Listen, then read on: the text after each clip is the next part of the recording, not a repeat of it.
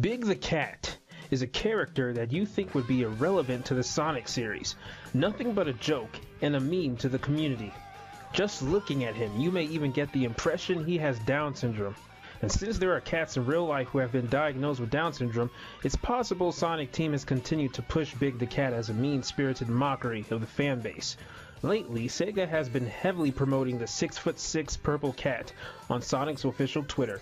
He's even getting his own spin-off game titled Big's Big Fishing Adventure 3, and it has been heavily rumored that Big the Cat might be making an appearance in the upcoming main series game, Sonic Forces. But how important is Big really? He started out as a character integral to the plot of Sonic Adventure, but over the years, he's become more of a Where's Waldo type of character, more of an afterthought. So why is he still around?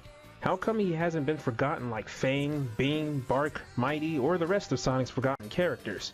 Why has Sega kept him around? I'm GamerGuide7Aces, asking the questions no one else does about the Sonic franchise. So let's get this show on the road.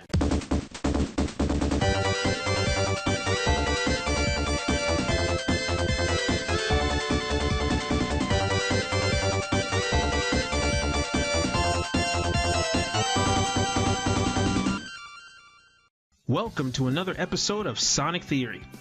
Over the years that I've been doing the series, I haven't collaborated that much with other YouTubers besides the Sega Scourge. So for this episode, I'm joined by a special guest who made a very brief appearance on a previous Sonic Theory. He's most known for his remake or rebreak series on his channel, so introduce yourself. Greetings, gentles and ladiesmen, ExoParadigmGamer here. It's an absolute pleasure to be back on Sonic Theories. Alright now. Much has been said about Sonic Adventure, Sonic's first true venture into 3D platforming. The sprawling levels, the blistering speed, the harrowing moments of precision platforming, and the full aesthetic overhaul of Sonic the Hedgehog and his world. Even if Sonic Adventure's later re-releases haven't received the kindest reviews, Sonic Adventure still has its high points and was well regarded at the time of release. Even Famitsu gave it one of their highest scores possible, with one reviewer citing that if Ocarina of Time had come out after Sonic Adventure, there's no way the Zelda title would have received its perfect score. Impossible to believe in retrospect, I know. We were all on a high when Sonic Adventure released, mostly because we were excited to see our favorite blue hedgehog make his debut in 3D gaming, which was already established by Super Mario 64 and continued with other properties like Crash Bandicoot. Regardless of where you happen to stand on Sonic Adventure, virtually everyone will criticize one character in particular. This section of the game is so universally disliked and so infamous that even series producer Takashi Iizuka actually apologized for it during the 2016 Summer of Sonic festivities. That's right, folks. We're talking about fishing with Big the Cat.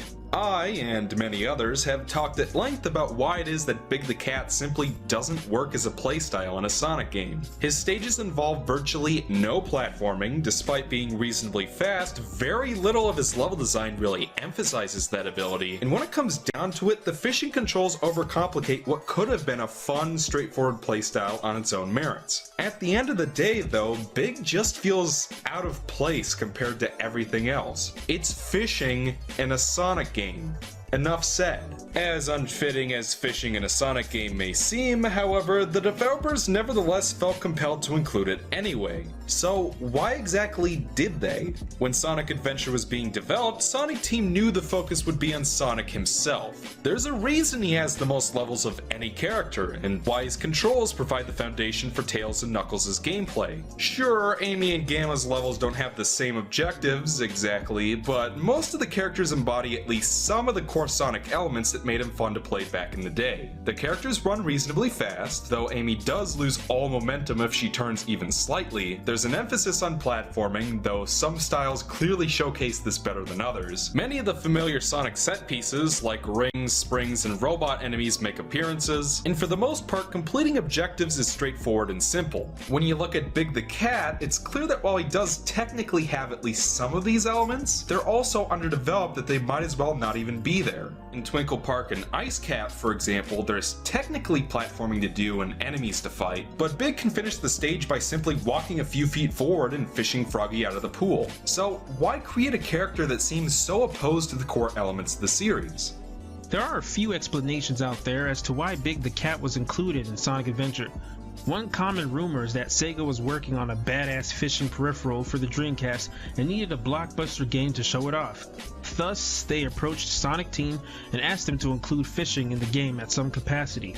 Sonic Team took the advice to heart, and Big the Cat was born. Ultimately, however, the peripheral was never released, but by that point Big was already so integrated into the plot that Sonic Team couldn't take him out in time for release. That's also partially why he wasn't removed for the GameCube and 7th generation ports.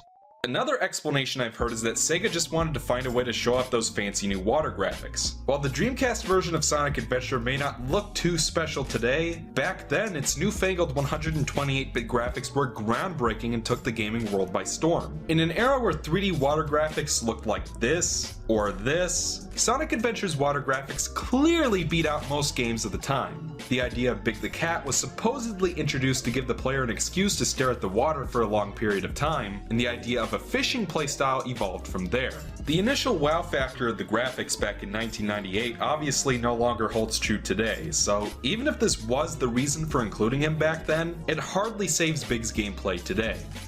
While those two explanations both make sense, I think it's worth considering the idea that maybe Sonic Team just honestly wanted to give fishing gameplay a shot and thought that as long as they were including a shooting gallery playstyle and a collectathon playstyle, that fishing wouldn't be too out of place. While one could easily interpret Takashi Iizuka's aforementioned statement on the Big gameplay as an apology for putting the character in to begin with, I do hear a man apologizing for not knowing how to make the best damn fishing gameplay he could.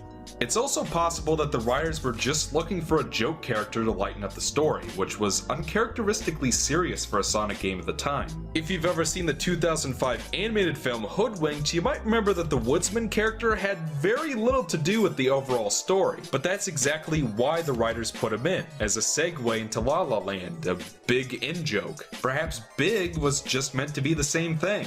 After all, that would explain why he makes several comical cameo appearances in Sonic Adventure 2. Now, I'm not going to make excuses for the wonky controls, weird story, and random elements in Big's playthrough, but is it fair to say that Big added nothing of value to the game whatsoever? What do you think, Exo? Was it worth it? Well, overall, I'd say it wasn't. I'd be lying if I said Big's cutscenes didn't at least get an ironic chuckle out of me every once in a while, but because of the game's incredibly dated, tedious presentation, most of the jokes in Big's story fall flat because of it. The delivery is so stilted and awkward that it's honestly hard to tell if the writers wanted us to take this seriously or if this was meant to be comical. Even if it was, I hardly think that makes Big the Cat scenario any less of a chore to play through. The best I can really say about Big's fishing is that once you know what to do, you can push through it really quickly, but that hardly makes for enjoyable gameplay. A lot of the other characters had kind of shallow gameplay as well, but at least most of them felt somewhat in line with what I'm looking for in a Sonic game. It's probably for the best that Big was downgraded from a playable character to a series of comical cameos in Sonic Adventure 2. Imagine trying to fish on Space Colony Arc. Yeah, it just wouldn't make any sense. I'd be more willing to forgive Big if he was optional, but because you have to complete Big's boring, awkward gameplay to reach the final chapter, that just makes it all the worse. But then again, this was kind of par for the course for Sega at the time, when they thought that padding their games with unnecessary filler was the way to go. They thought that making their games one playstyle and just about Sonic and Tails and Knuckles would be too short and people wouldn't buy it at full price. Matter of fact, Sega will continue that mentality for the next decade, until 2010's Sonic Colors. And like Iizuka said, Big wasn't meant to be about speed, nor was he meant to be the coolest character. He was simply meant to be just another playstyle in an incredibly ambitious project. After all, Sonic Adventure 1 was originally going to be an RPG. So Big's fishing isn't the worst thing Sega's ever done to Sonic. It just came out of left field and took away from the experience more than he added, and that was its greatest weakness. Whether you like him or not, the character lives on, having playable roles in Sonic Heroes, Sonic Chronicles, as well as having his own spin-off game coming out real soon. The legacy of Big the Cat endures, even if it is through memes for the most part. Honestly, it'll be nice to see our favorite oversized cat in another game, sitting and fishing to his heart's content. That's true. While I may never get the appeal of this character, I do remember saying a couple years ago that I hope Sega just kills him off. I'm pretty sure that whatever Sega has in store for this character, it'll be worth our while. Somewhat. Until then, do your thing, Big the Cat. Do your thing.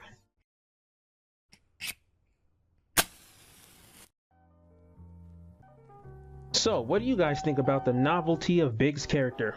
Love him or hate him, he's here to stay. First and foremost, I'd like to thank ExoParadigmGamer for joining me in this episode. Until next time, I'm ExoParadigmGamer, and I hope you all enjoyed the video. And be sure to check out his channel, ladies and gentlemen.